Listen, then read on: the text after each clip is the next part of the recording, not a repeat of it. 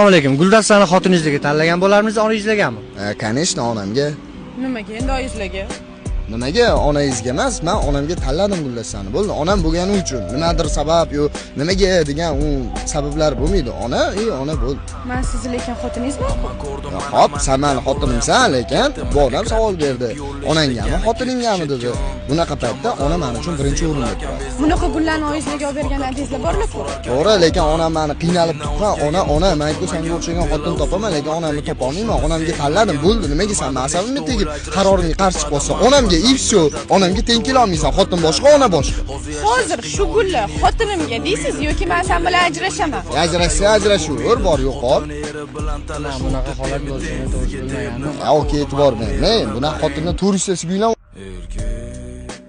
yurgan boshingni ko'tarib sindiravurmagin o'zingni axir sana nomin erkak. Bilaman ketding qiynalib mas'uliyat va muammolar